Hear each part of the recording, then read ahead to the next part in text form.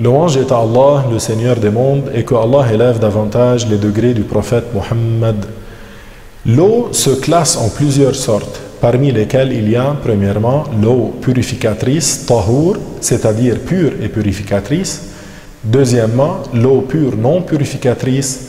Troisièmement, l'eau impure, najis.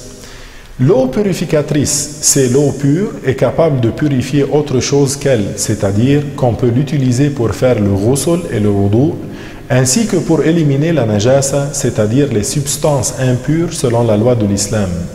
C'est par exemple l'eau de pluie, l'eau de mer, l'eau de la rivière, l'eau des puits ou l'eau de source. Deuxièmement, l'eau pure non purificatrice. Il y a dans cette catégorie l'eau utilisée. C'est l'eau qui a été utilisée pour lever un hadath, que ce soit pour faire un ghusl ou pour faire un wudu.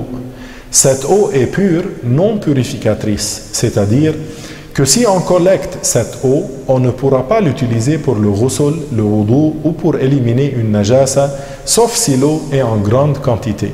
Toutefois, on peut l'utiliser pour laver les habits qui ne comportent pas de najasa. Troisièmement, l'eau impure. C'est l'eau en petite quantité dans laquelle est tombée une najasa non tolérable, que l'une des caractéristiques de l'eau est changée ou non. C'est aussi l'eau en grande quantité dans laquelle est tombée une najasa qui a altéré ces trois caractéristiques ou certaines d'entre elles.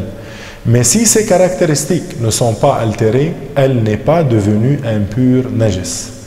L'eau en grande quantité, c'est celle dont la quantité est de 2 qullah ou plus.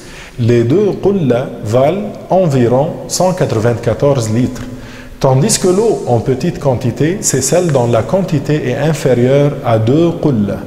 Je finis en demandant à Allah qu'il nous accorde la réussite pour accomplir les bonnes œuvres et qu'il nous accorde une fin heureuse. Que la paix et le salut soient sur vous et à la prochaine.